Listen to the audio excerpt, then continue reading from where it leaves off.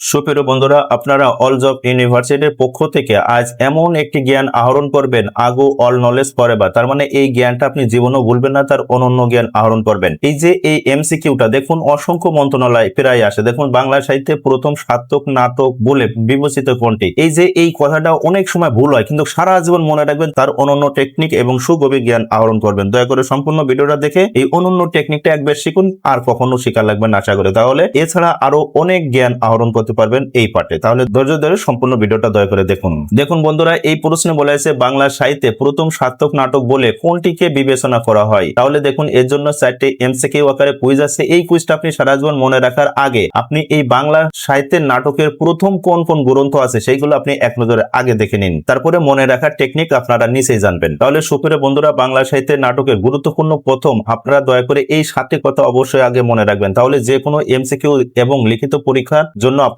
অনেক সহায়তা করবে। দেখুন, বাংলা ভাষায় প্রথম মৌলিক নাটক, যখন এই মৌলিক নাটকের কথা বলা হবে 100% মনে রাখবেন এই ভদ্রার্জুন। তাহলে আর এইটার নাটকের নাম হলো তারা শঙ্কর শিকদার, আর এটা প্রকাশিত হয় কত 1852 সাল। এই তারিখ সহ দয়া করে আয়ত্ত করে নেবেন। এবং দেখুন 2 নম্বরে বলা হয়েছে প্রথম ট্র্যাজেডি বা বিয়োগাত্মক নাটক কোনটি? এই যে কীর্তিবিলাস, আর কীর্তিবিলাসের নাটকের নাম হলো যোগেন্দ্র চন্দ্র গুপ্ত, আর এই নাটকটা রচনা করা হয় 1852 সাল। তাহলে দেখুন, এই প্রথমে মনে রাখবেন এই দুইটা হলো নাটকের প্রথম, এবং দুইটাই রচনা করা হয় বা প্রকাশ করা হয় 1852 সাল। এবার বন্ধুরা 3 নম্বর লক্ষ্য করুন, 3 বলা হয়েছে প্রথম সামাজিক নাটক, আর প্রথম সামাজিক নাটক হলো কুলীন কুল সর্বস্ব। তাহলে এখানে একটা গুরুত্বপূর্ণ কথা দেখুন, এই কুলীন কুল সর্বস্বের এই যে কুলীন, কুলীন মানেই তো হচ্ছে অর্থাৎ সমাজ সম্পর্কে বলা হয়েছে, কুলীন বংশ। তাহলে এইরকম সমাজ থেকে মনে রাখবেন কুলীন কুল সর্বস্ব। আর এইটা লেখছে দেখুন নাম নারায়ণ তর্করত্ন। তাহলে এই তর্করত্নের এই রেপ দ্বারা মনে রাখবেন এই কুলীন কুলের সর্বস্বের রেপ মনে রাখবেন। তাহলে এইটার লেখকের নাম বা নাটকের নাম মনে রাখতে পারবেন। আর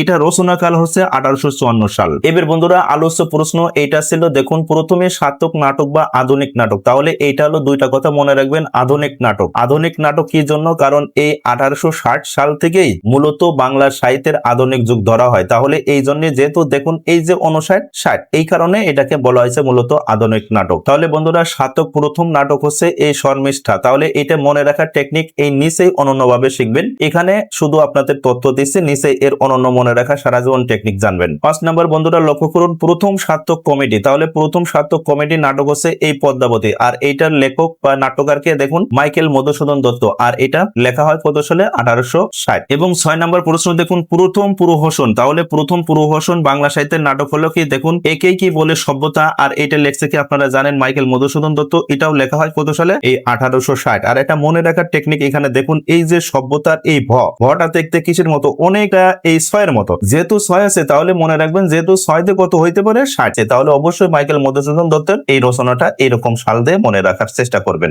7 নম্বর প্রশ্নটি লক্ষ্য করুন, প্রথম সার্থক ট্র্যাজেডি এই নাটক কোনটি? এই যে কৃষ্ণ কুমারী, আর এটা মনে রাখার টেকনিক আমি বলছি মাইকেল মধুসূদন দত্ত, আর এইটা মনে রাখবেন 1861 সালে লিখিত হয়। আর এখানে একটা মনে রাখার তথ্য, আপনি এই ট্র্যাজেডির নিচের রপালা মানে নিচেই কোনো কিছু আছে এরকম মনে রাখবেন। দেখুন এই কৃষ্ণর নিচে কি আছে? রি আছে। এই যে কুমারীর নিচে কি আছে? রসুকার আছে। তার মানে নিচে কোনো বর্ণ আছে, এরকম কৌশলে যদি মনে রাখতে পারেন তাহলে দেখবেন যে কুইজের ভিতর হবে আর কোনটা হবে না। দেখুন এই যে এখানে সার্থক নাটক, দেখুন এখানে এই নিচেই কোনো চিহ্ন বা কোনো কিছু নাই, কিন্তু এই ট্র্যাজেডির নিচেই কিছু আছে এইরকম যে আপনি এই নিচেই কোনো বর্ণ আছে এরকম কৌশলে যদি মনে রাখতে পারেন তাহলে এগুলো জীবনে আর ভুলবেন না। এইবার আপনি এই শর্মিষ্ঠা মনে রাখার অনন্য কৌশল এইবার দেখে নিন। তাহলে বন্ধুরা এই প্রশ্নের উত্তর আপনি সারা জীবন মনে রাখার এই টেকনিকের ক্ষেত্রে এই সূত্রটা আপনি ব্যবহার করবেন। দেখুন এখানে বলা হয়েছে শর্মিষ্ঠা, তাহলে এই শর্মিষ্ঠার প্রথম অক্ষর তালব্য স। তাহলে এই তালব্য স অনেকটা কিসের মতো? স্ববর্ণ, তার মানে এই দন্তেশ্বর মতো। তাহলে দেখুন এই তালব্য স দন্তেশ্বর প্রথম মনে রাখবেন। তাহলে তালব্য স দিয়ে মনে রাখবেন কি? এই সার্থকের প্রথম অক্ষর কি? দন্তস্ব। তদ্রূপ দেখুন এই শর্মিষ্ঠা এই রেপ মনে রাখবেন। তাহলে দেখুন সার্থকের ভিতর কি আছে? রেপ আছে। তাহলে একই জিনিস মনে রাখবেন কিভাবে? এই বের কুইজের এই উত্তরটা আপনি শনাক্ত করে নিন। দেখুন বাংলা সাহিত্যের প্রথম সার্থক নাটক, তাহলে এই সার্থকের প্রথম অক্ষর দন্তস্ব। তাহলে দন্তস্ব বা তালব্য একই স্বধ্বনি কোথায় আছে? একমাত্র দেখুন এই যে শর্মিষ্ঠার প্রথম অক্ষর তালব্য।